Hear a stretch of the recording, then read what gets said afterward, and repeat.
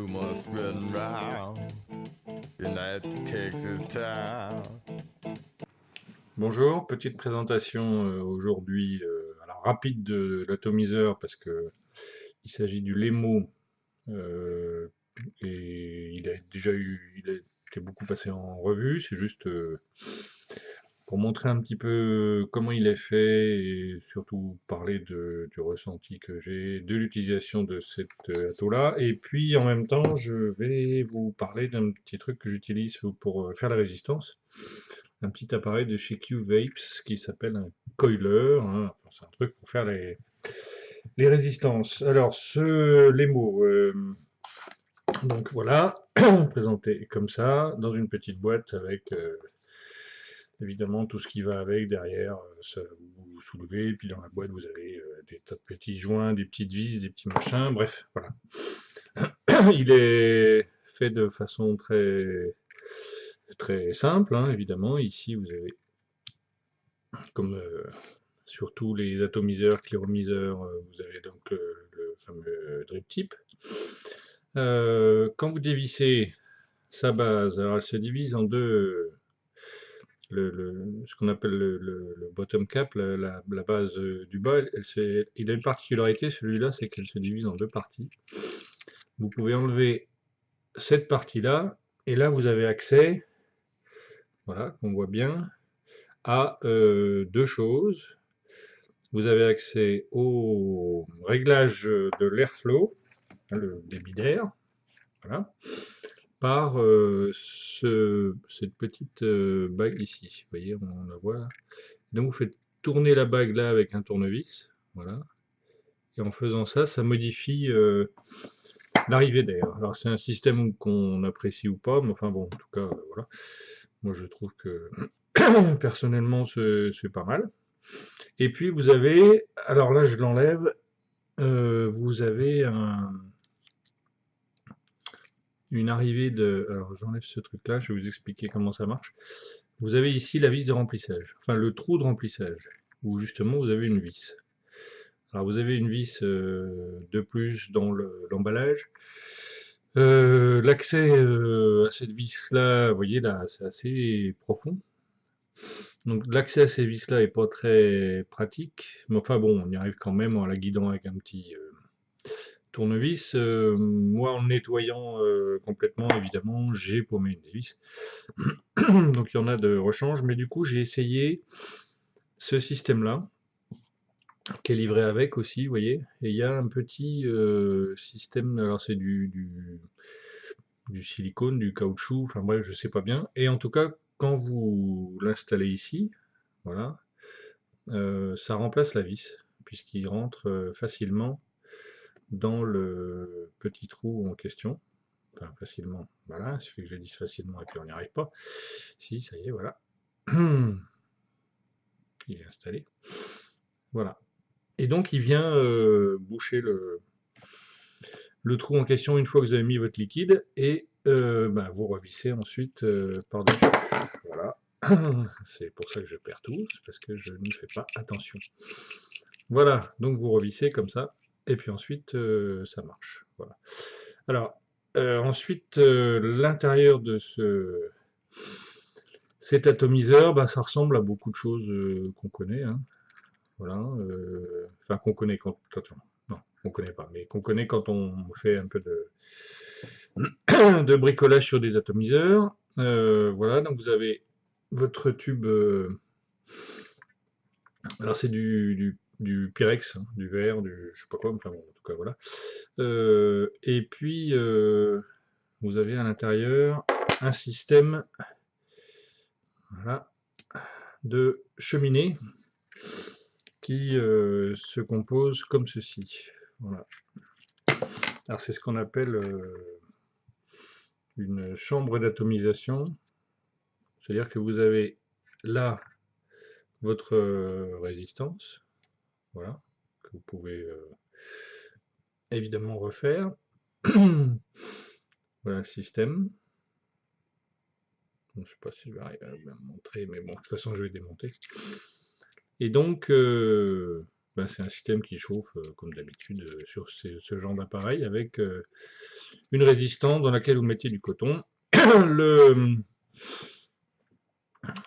La chambre avec le coton par capillarité aspire le liquide qui chauffe et qui donc se transforme en vapeur sous l'effet de la chaleur. Et donc cette cheminée mène bien évidemment au top cap, ici, voilà, sur lequel se met votre drip tip.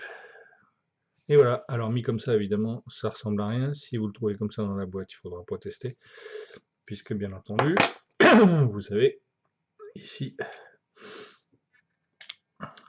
votre Pyrex est comme ça.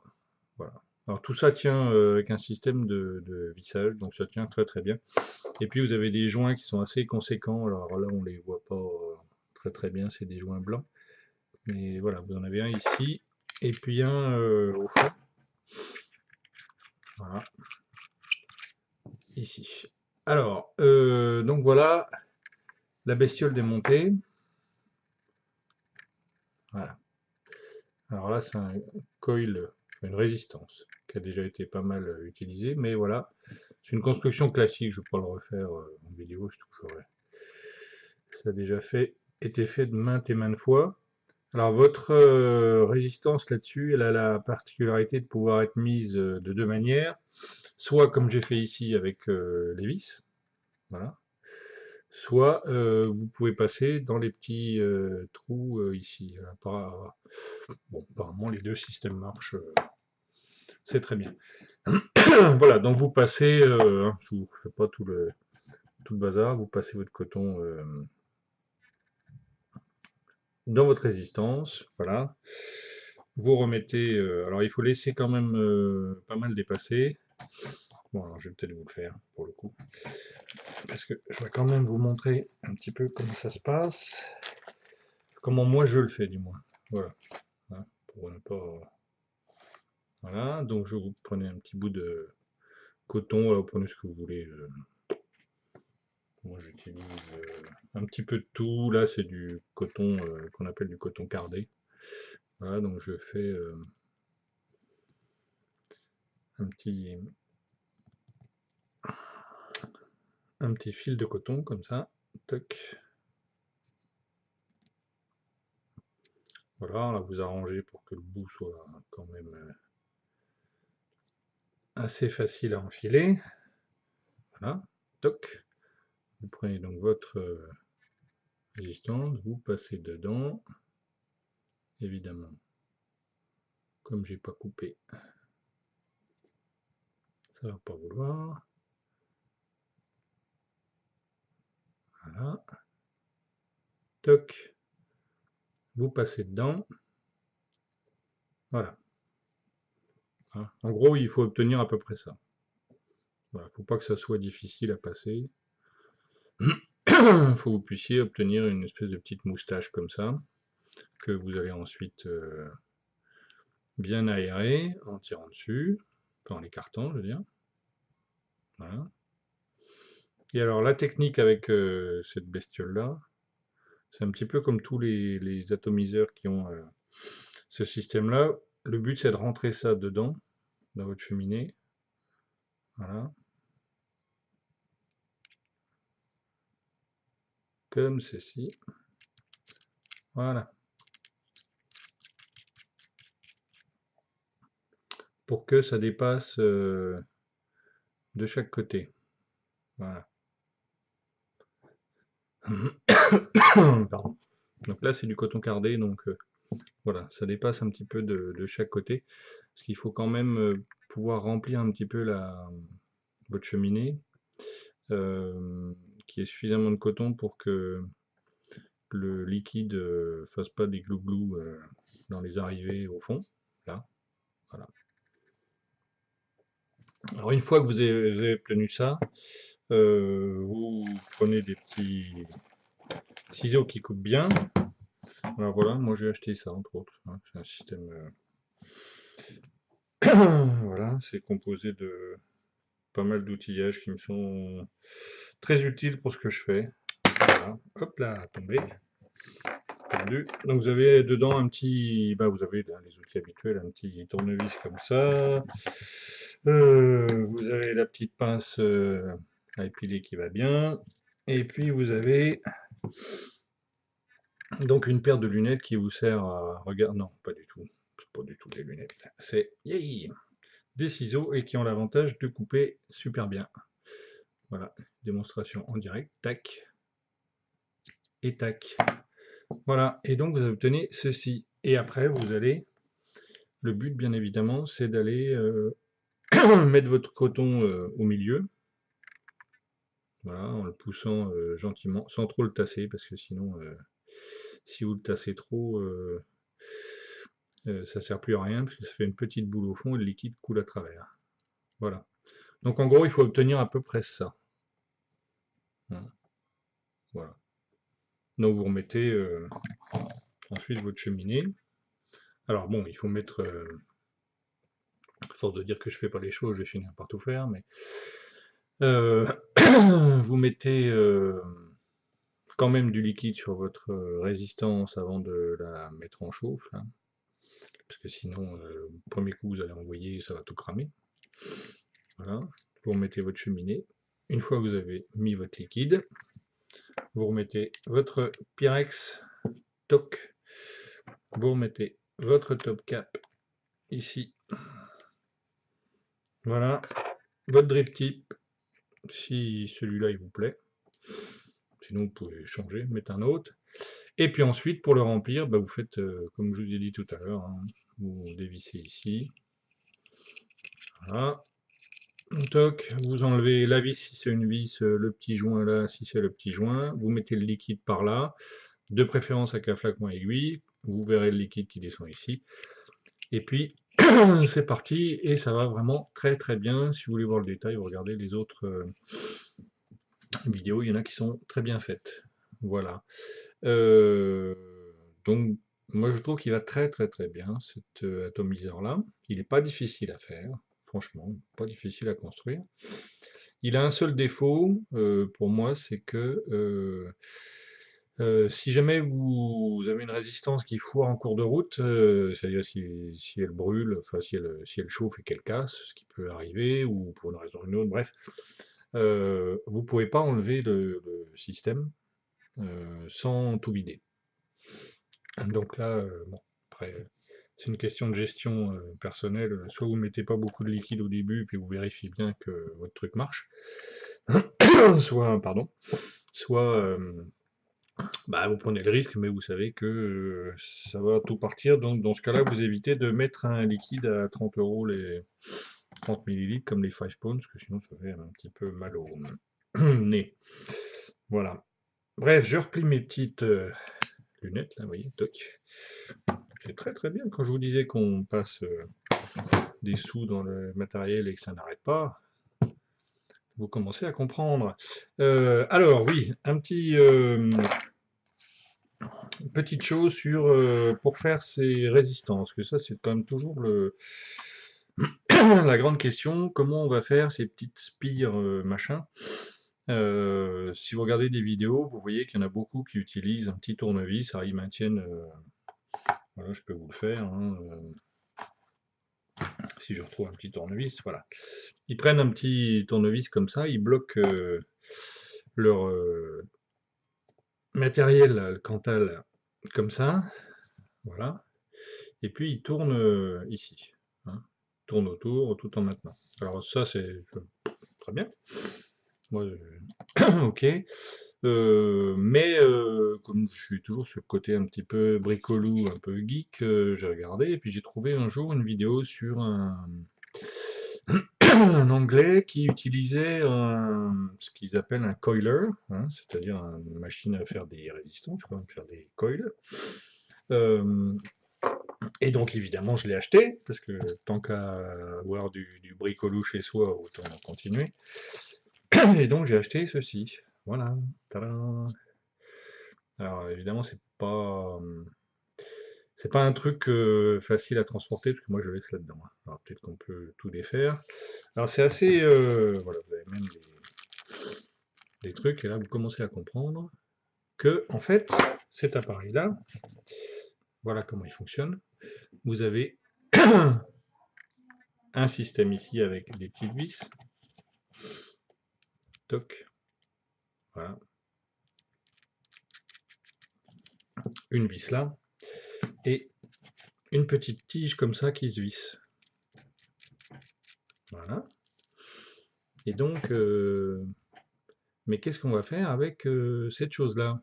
Vous demandez-vous avec impatience. C'est très simple.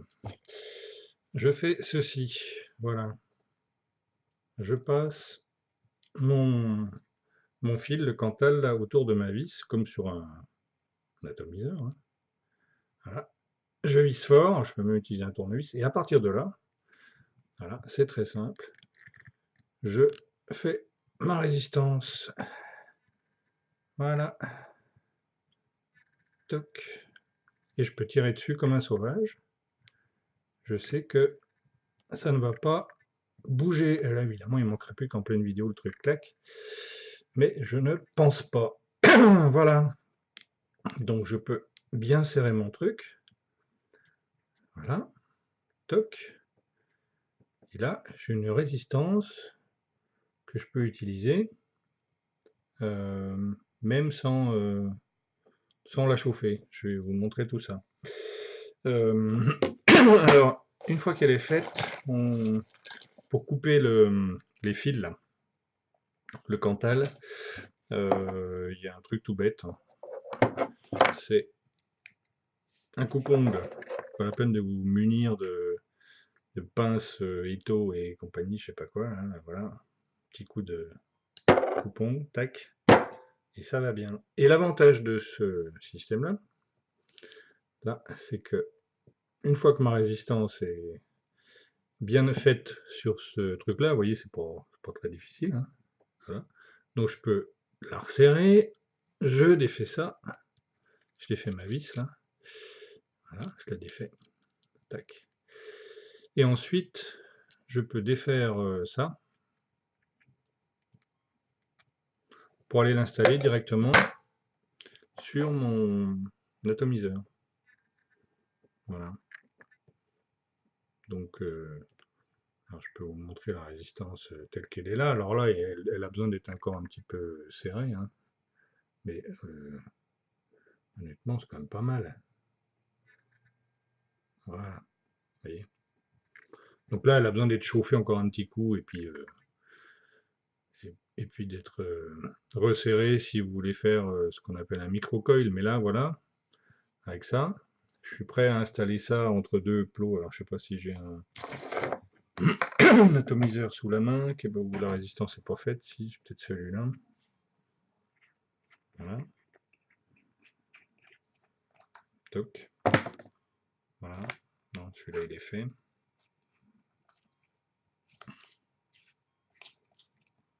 Bon.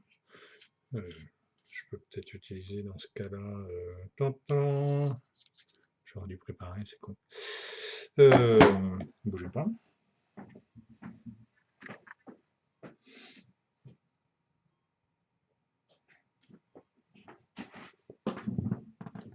Voilà. Ça, c'est le Typhoon.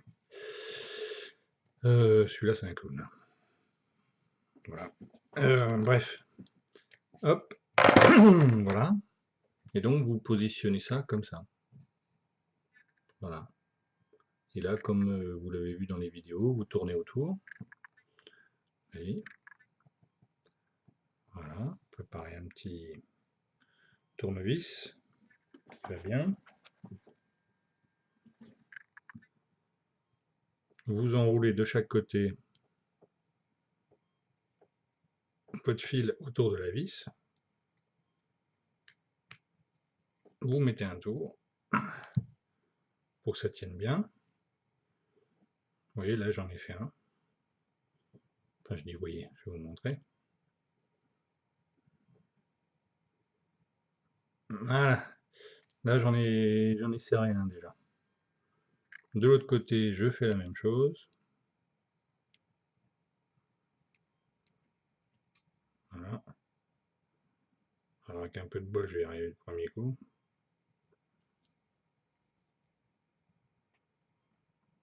Non. Je m'aurais étonné, j'ai loupé. Hop là.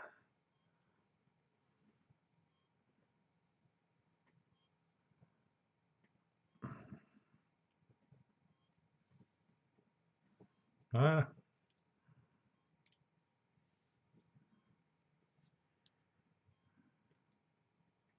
Je visse.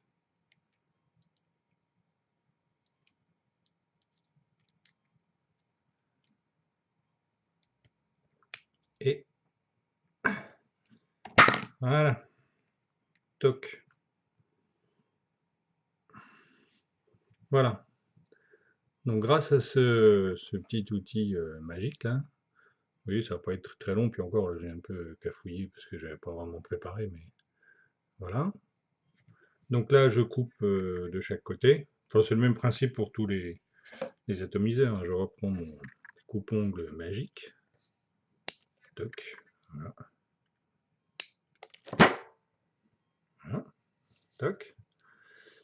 Voilà qui est fait. Là, je retire. Et voilà. Si c'est pas beau, petite résistance qui va bien. Et là, voilà. À partir de là, vous n'avez plus qu'à mettre ça sur un... Bon, j'ai fait ça un peu au pif, hein, celle-là, donc je ne sais même pas combien elle est, la résistance, mais on va pas tarder à le savoir. Ensuite, vous mettez ça là-dessus.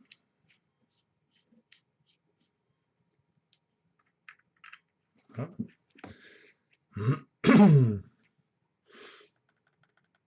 Voilà, je démarre.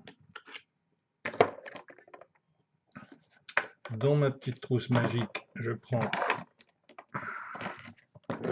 ma pince à épiler. Alors là, oui, c'est fort parce que je suis à 0,7. Voilà. Donc, vous voyez, enfin, vous voyez, non, vous voyez pas. Bref, voilà. Je sais pas si...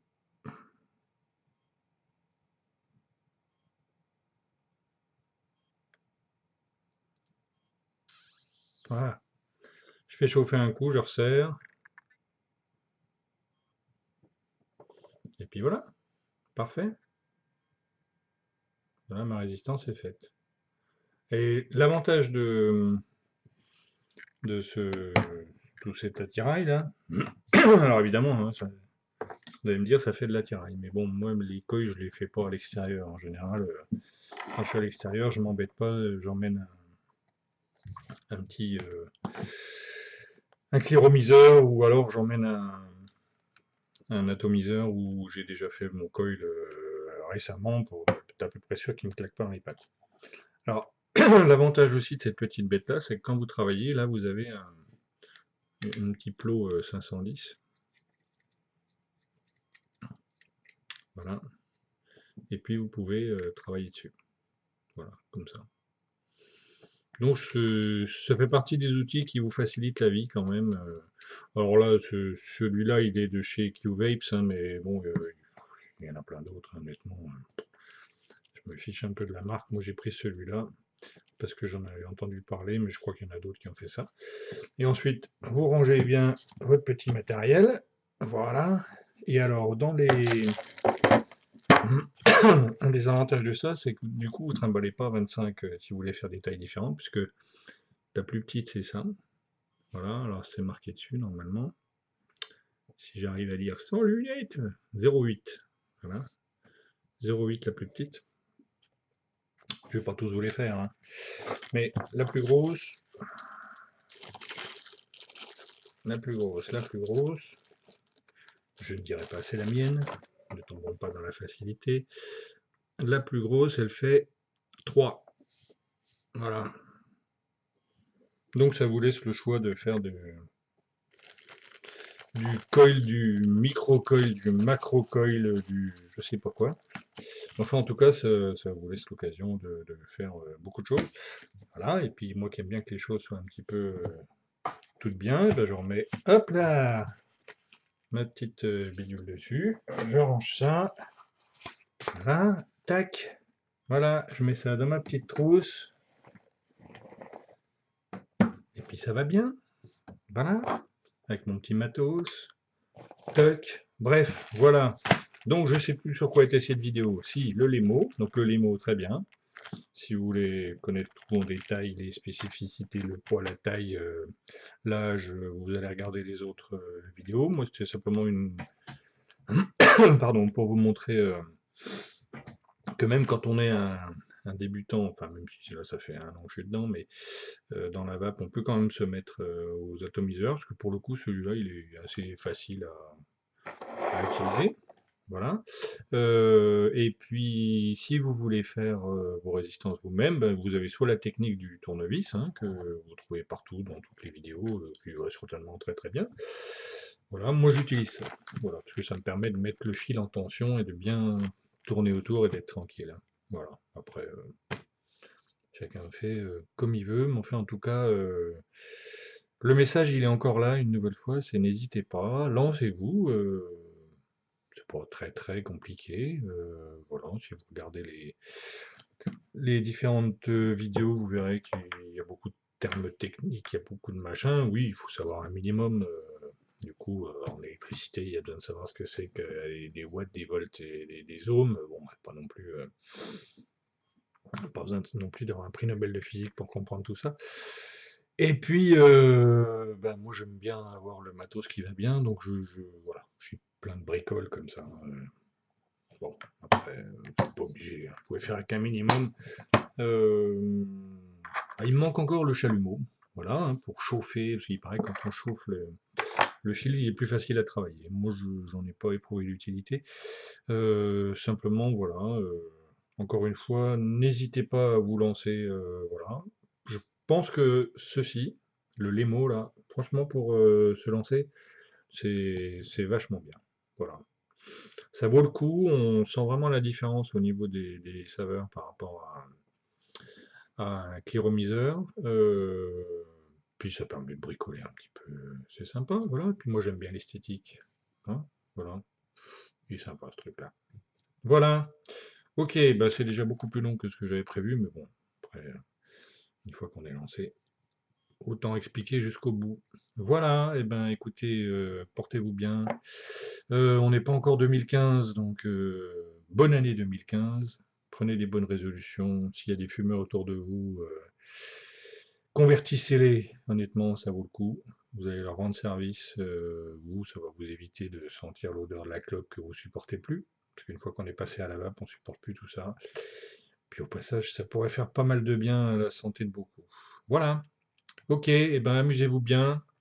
Et puis demain soir, on va se lâcher un petit coup.